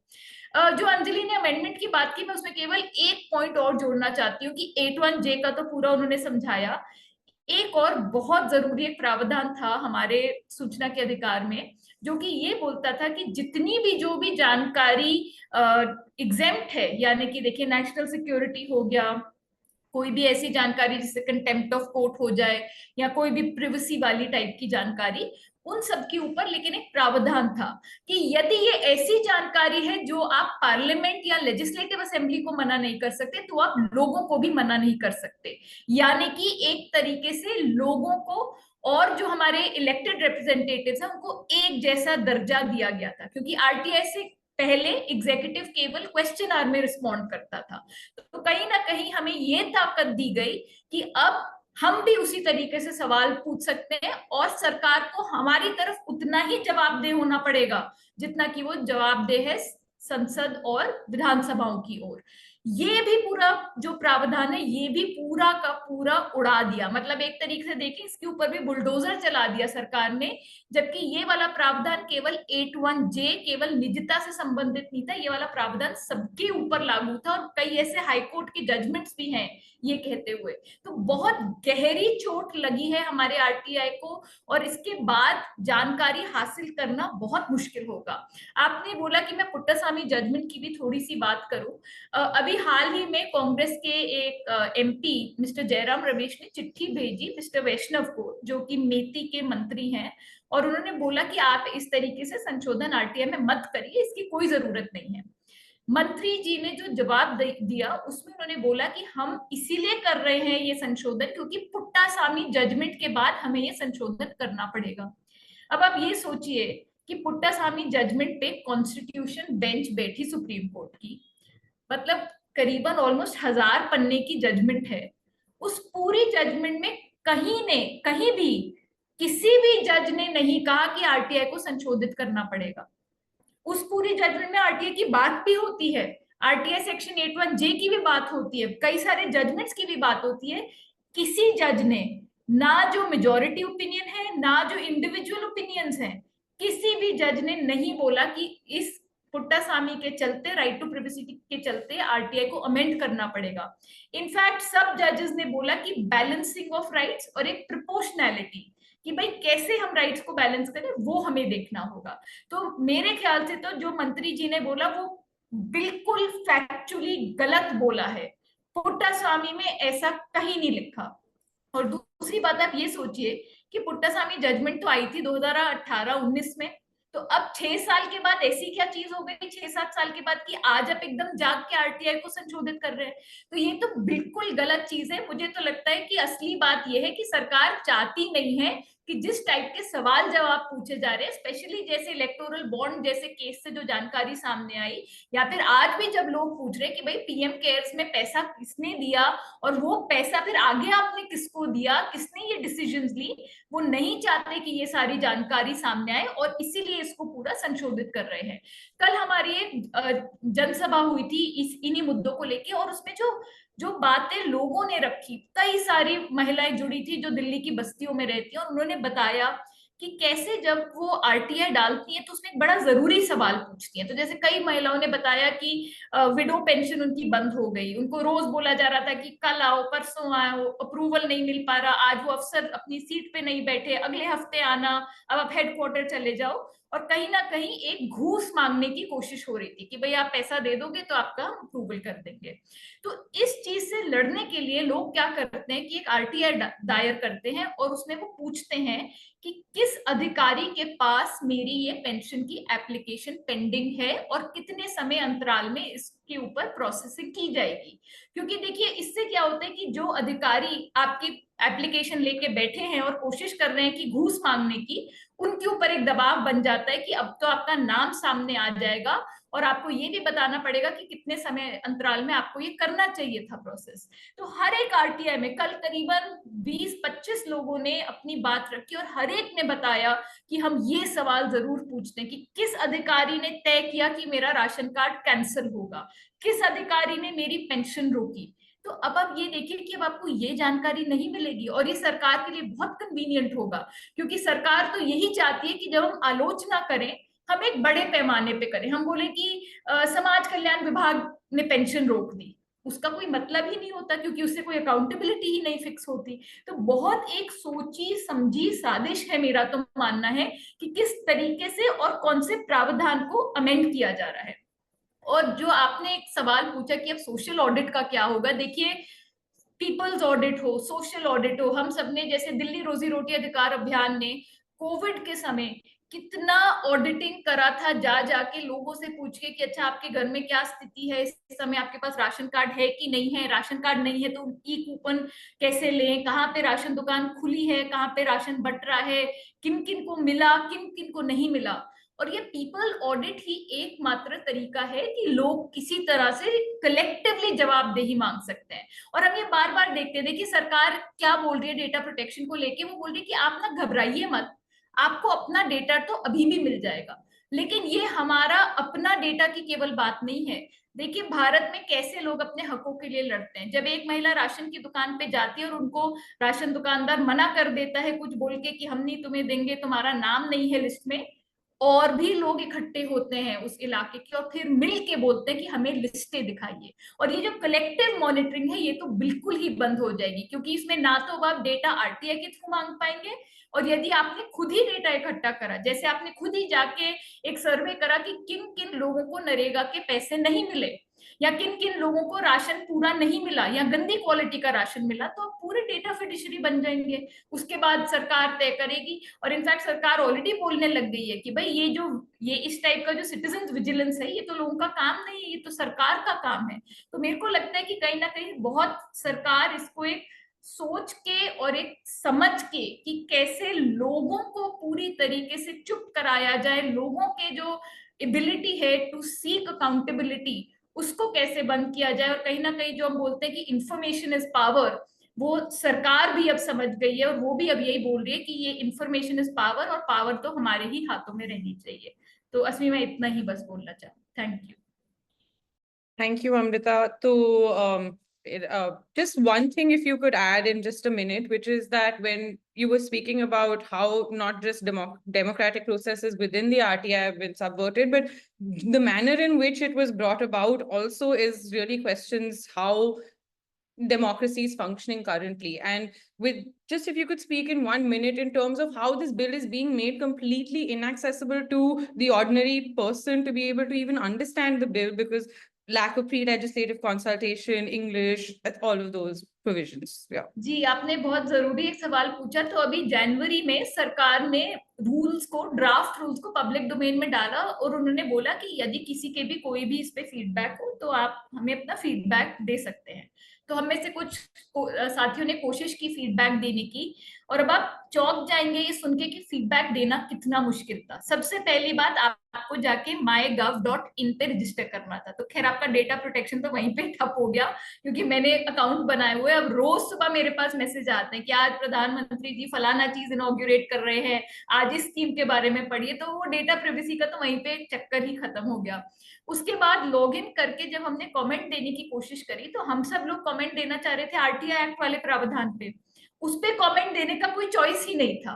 तो मतलब उन्होंने फॉर्म ऐसा बनाया कि रूल 1 पे कुछ बोलिए, रूल 2 पे कुछ बोलिए, ये नहीं कि अपनी मर्जी से आपको किस प्रावधान पे बोलना है आप बोल सकते हैं। तीसरी बात, केवल अंग्रेजी में था। तो अगर आप अंग्रेजी भाषी नहीं है, जो कि ज्यादातर हमारे देश में लोग अंग्रेजी भाषी नहीं है, ज्यादातर लोग अपने राज्य की भाषा बोलते हैं, कुछ लोग नॉर्थ इंडिया में हिंदी ज्यादा बोलते हैं, तो वो कोई प्रावधान नहीं था। तो आप तमिल में आप फीडबैक देना चाहते हैं, आप दे ही नहीं सकते, आप मलयालम में देना चाहते हैं, आप दे ही नहीं सकते। तो कितना तो एक्सक्लूजन हो गया। और उसके बाद एक और इसमें क्या था कि इसमें 2000 कैरेक्टर्स का लिमिट था। तो यदि मैं अपनी बात थोड़ा आर्ग्यूमेंट लंबा देना चाहती हूँ, मैं 2-4 सुप्रीम कोर्ट जजमेंट्स का रेफरेंस देकर उनमें से पैराग्राफ देना चाहती हूँ, कोई ऐसा प्रावधान ही नहीं था। और इसमें एक और चीज, क्योंकि आपने एक्सक्लूजन की बात करी, डेटा प्रोटेक्शन कानून में अंजलि ने बात करी थी डेटा प्रोटेक्शन बोर्ड की। कानून में लिखा हुआ है कि बोर्ड केवल डिजिटली ऑपरेट करेगा, इस बोर्ड का कोई ऑफिस नहीं होगा। तो आप सोचिए कैसे लोग इसको एक्सेस करेंगे, और स्पेशली इसमें महिलाएं कैसे एक्सेस करेंगी, क्योंकि गवर्नमेंट के आंकड़े खुद ये दिखाते हैं कि 3 में से केवल 1 महिला ने कभी भी इंटरनेट एक्सेस कराए। Only 33% of Indian women have ever access the internet. और मुझे तो लगता है कि डिजिटल ऑफिस के पीछे ये भी तरकीब है कि अभी तो लोग क्या करते हैं, मिलकर जाके राशन के दफ्तर पे धरना दे देते हैं। अब आप धरना भी कैसे देंगे, आप कैसे अपनी आवाज उठाएंगे? Thank you. Thank you so much, Amrita. So, Amrita was our last speaker. And before we move on to taking the questions, I would just like to generally thank all of our speakers for this discussion. And it was extremely insightful. And like you were saying, it was also shocking to a lot of our listeners to actually understand what the true implications of the DPDP Act are. And I think it was explained quite simply, and also being able to use the examples and give the examples of how this is impacting public accountability. I think as citizens, we should all really be worried at this point. जैसे अमृता ने अभी कहा कि rules का जो process है वो अभी भी रूल्स ड्राफ्ट किए जा रहे हैं, और अभी एक थोड़ा सा पब्लिक मोमेंटम बन रहा है, बढ़ रहा है with regard to actually holding the government accountable on how this process has taken place. And एक कैंपेन भी शुरू हुआ है called roll back RTI amendments campaign, जिसमें 300 से ज्यादा लोगों ने इस कैंपेन को इंडोर्स किया हुआ है। 30 से ज्यादा ऑर्गेनाइजेशंस इस कैंपेन के साथ जुड़े हुए हैं। तो ये भी 2-3 सवाल आए थे कि हम क्या कर सकते हैं। आप इन कैंपेन्स, इन आंदोलनों के साथ जुड़ सकते हैं, और जितना हम इकट्ठे अपनी आवाज उठाएं, हमें उठानी चाहिए, क्योंकि ये सीरियसली एक बहुत ही खतरनाक एक्ट है जो गवर्नमेंट लाने की कोशिश कर रही है। और really it's a question of democracy at this point and democratic processes. तो बस इसी पे मैं अपनी बात खत्म करूंगी, और अब हम जो भी सवाल हैं वो ले सकते हैं। कुछ पहले से चैट बॉक्स में आए थे, पर किसी के अगर और सवाल हैं प्लीज आप चैट बॉक्स में डालते रहें, तो मैं स्पीकर से पूछती रहूंगी जो भी कुछ सवाल हों।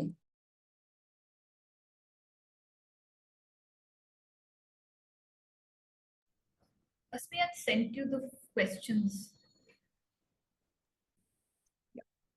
हाँ, जो कुछ पहले चैट बॉक्स में सवाल आए थे, तो एक आया था मीना मेनन से। The question is that is it true that journalists do not need to be data fiduciaries, and can this act be, काफी सारे questions आए थे actually with regarding challenging this act legally in any court of law. So वो भी एक सवाल है जो शायद प्रशांति चले गए, but अगर अंजलि, अमृता, आप इस पे थोड़ा बात कर पाएं।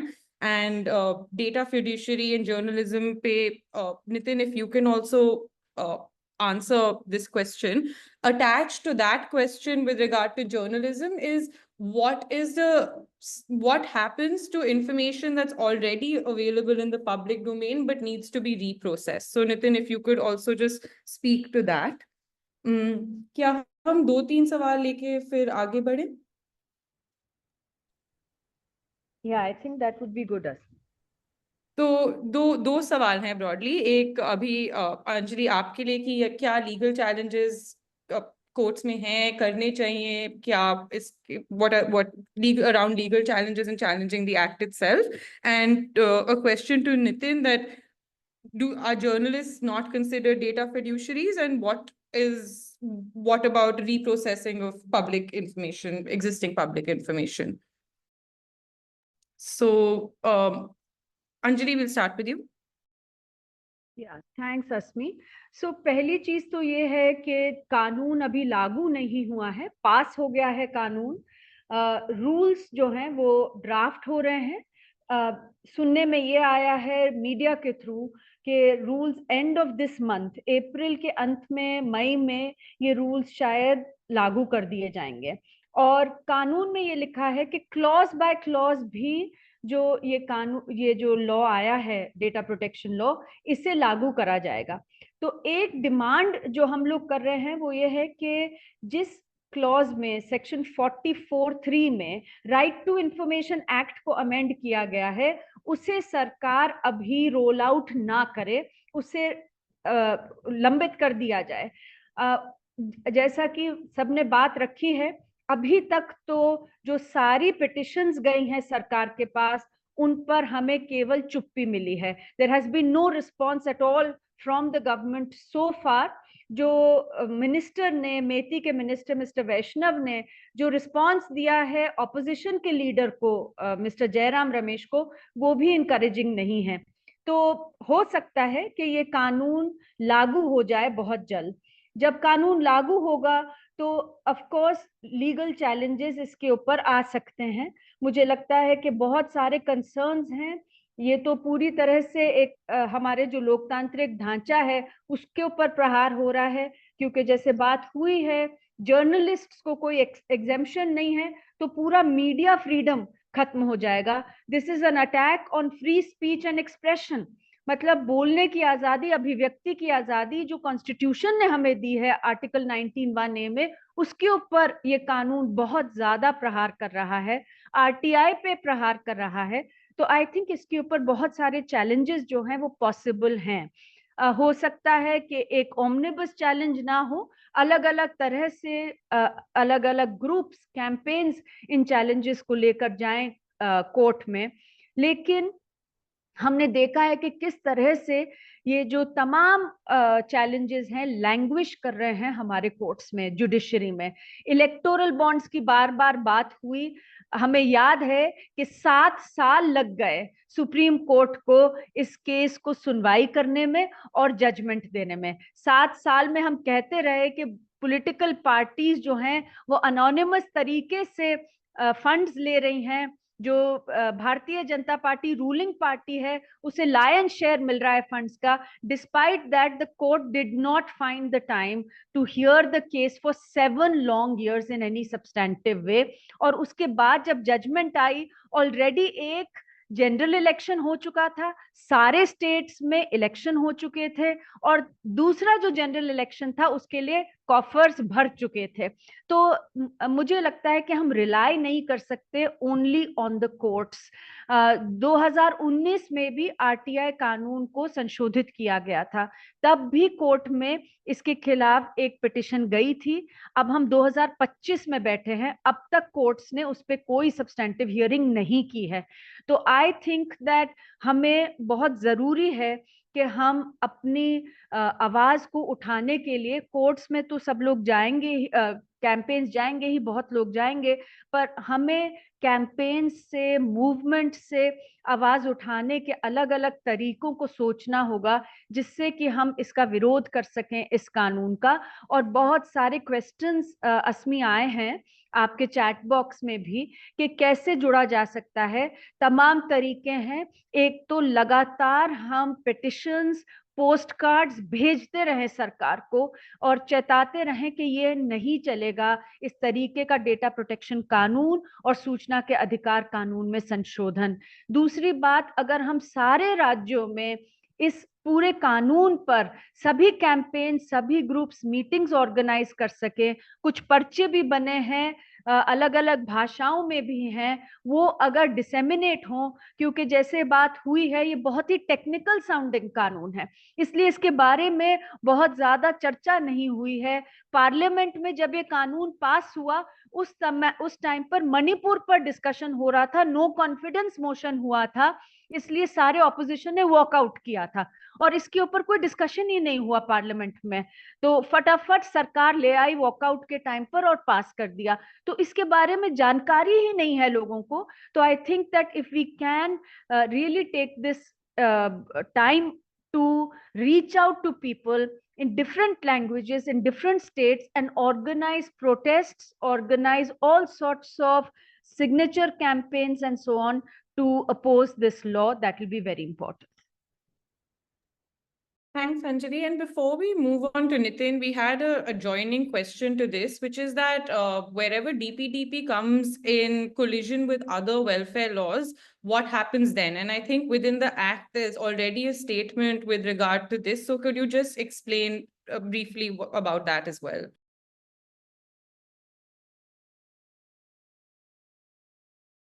Yeah. So देखिए, इस कानून में लिखा है कि दूसरे कानून अगर कहते हैं कि व्यक्तिगत सूचना दी जानी चाहिए तो वो सूचना दी जानी चाहिए। अब कई लोगों को ये कंफ्यूजन जरूर हो रहा है कि अगर ये लिखा है तो क्या प्रॉब्लम है, पर अगर हम समझे तो सरकार ने बहुत ही होशियारी से इस कानून में ये लिख दिया कि सूचना के अधिकार कानून में संशोधन हो जाएगा। तो संशोधन कह रहा है कि आप कोई व्यक्तिगत सूचना ले नहीं सकते अब सरकार से अंडर द आरटीआई एक्ट, और डीपीडीपी कानून कह रहा है कि अगर आप किसी और एक्ट में ले सकते हैं तो कोई प्रॉब्लम नहीं है। तो अब मतलब आरटीआई एक्ट में तो अब आप संशोधन ले आए हैं, हमारा अधिकार ही ले लिया आपने, तो कुछ बचा ही नहीं, पहली चीज। दूसरी चीज जो कि कई बार ये कैंपेन्स में भी बात उठी है कि एनएफएसए में फूड सिक्योरिटी एक्ट जो है, मनरेगा कानून जो है, कई कानून है जिसके तहत हमें सूचियां मिलती हैं पब्लिक डोमेन में, क्योंकि उन कानूनों में लिखा है कि डिटेल्स दिए जाएंगे। तो लोगों का ये भी सोच है कि भाई उन कानूनों में अगर डिटेल्स देने की बात है तो डेटा प्रोटेक्शन कानून से हमें कोई हर्जा नहीं होगा, पर ये बहुत ही बारीकी से समझने की जरूरत है कि जो डिफरेंट लॉज हैं, जैसे मनरेगा का कानून है या फूड सिक्योरिटी का कानून है, उसमें केवल लिखा है डिटेल दिए जाएंगे, ये नहीं लिखा कि लिस्टें दी जाएंगी। डिटेल तो डैशबोर्ड भी डिटेल होता है। अब सरकार कहेगी कि देखिए हम आपको बता रहे हैं कि 80 करोड़ लोग राशन लेते हैं, उससे किसी का काम थोड़ी बनेगा, भ्रष्टाचार नहीं रुकेगा। हमें तो लिस्ट चाहिए है कि किसको मिल रहा है राशन, कितना राशन मिल रहा है, किसको वेजेस मिल रहे हैं, मनरेगा में कितने वेजेस मिल रहे हैं, तभी भ्रष्टाचार रुक सकता है। तो ये जो कानून दूसरे हैं जिनको प्रोटेक्ट कर रहे हैं, डेटा प्रोटेक्शन कानून में लिखा है कि हम इसके ऊपर ओवरराइड नहीं करेंगे, उसका हमें जो भ्रष्टाचार रोकने की लड़ाई में लोग इस्तेमाल कर रहे हैं आरटीआई कानून को, उससे फायदा ज्यादा नहीं होने वाला है। अब सिमिलरली जो इलेक्शन कमीशन वोटर लिस्ट डालता है, that is not protected under any law, किसी कानून में वो प्रोटेक्टेड नहीं है। तो इस डेटा प्रोटेक्शन कानून आने के बाद इलेक्शन कमीशन बहुत आसानी से कह सकता है कि नहीं नहीं, इसके अंदर तो कोई कानून ही नहीं है, हम नहीं देंगे ये, and we will have no way to push back. So ये जो कानून आया है, इसमें प्रिटी मच हम ये मान के चले कि ज्यादातर जो सूचनाएं हम लेते आ रहे हैं सरकार से, भ्रष्टाचार से लड़ने के लिए, ह्यूमन राइट्स वायलेशन से लड़ने के लिए जो व्यक्तिगत सूचनाएं हैं, वो लोगों को मिलना बंद हो जाएगा। Thank you Anjali. अब हम नितिन से पूछना चाहेंगे कि Nitin, the question was what about journalists as data fiduciaries, and the second question to that is what impact, I mean, with already publicly available information, the reprocessing of it, what kind of impact would that have on journalists? Sure. Am I audible, Asmi? Yeah, we can hear you. My video is not working, but so just to respond, I think Anjali's also already explained that journalists there's no clear exception made for journalists under the law. There is discretion available with the state, as far as I understand, of what they might want to exempt subsequently. But particularly with this government, again, I wouldn't want this government to tell who's a journalist and who's not. The end result, as we know, is complete misinformation. I think the other thing to remember when thinking of journalism, particularly in India and the laws that apply, there is no clear definitional space for journalism in Indian jurisprudence, right? There's no clear definition of who's a journalist, practicing journalism, and what is journalism. So again, if you leave it to the discretion of the government, we are all open to therefore consequently being subject to government's whims and fancies. In our case, the Reporters Collective case, where we've got income tax orders from the government has gone as far as to say journalism does not serve public purpose, right? If that is to be read along with what the government intends to say public purpose, then clearly by this law, journalism does not serve public purpose, therefore we can't be provided any exception under this law. If you read the government together of what it says in different places at different points. To me, the worry is the second fold, which Asmi raised the question about.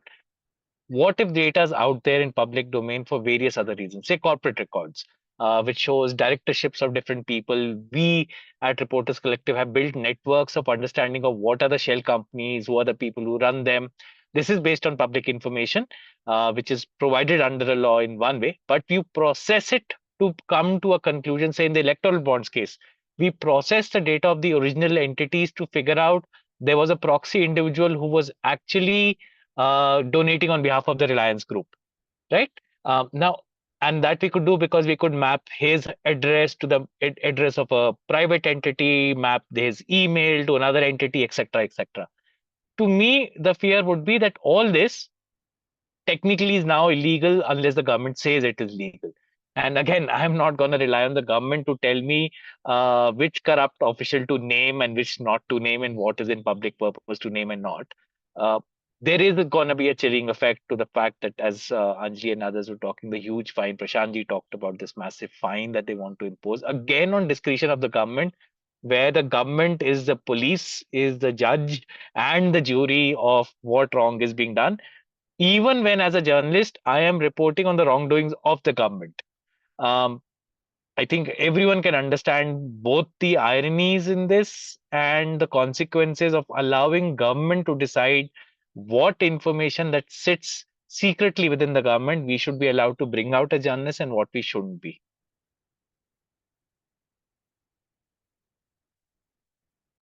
Thanks, Nitin. If there are no more questions, and I think a lot of the questions were answered in broadly in what Anjali and Nitin just said. And I think what's emerging even from the chat is again how shocked people are with regard to what the provisions and implications of this DPDP Act are.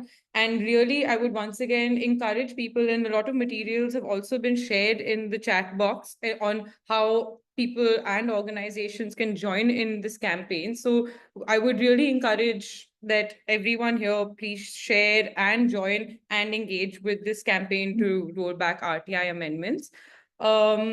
If there are any final thoughts from our speakers, we can take a minute or two to hear them. Otherwise, I think it's hit the 2-hour mark, so we can wrap up this webinar as well.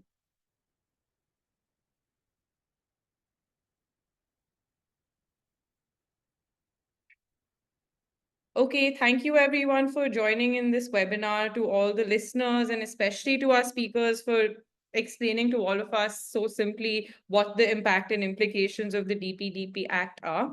So we'll end the webinar here, and thank you so much, everyone. And apologies for the hacking we had. It was really beyond our control.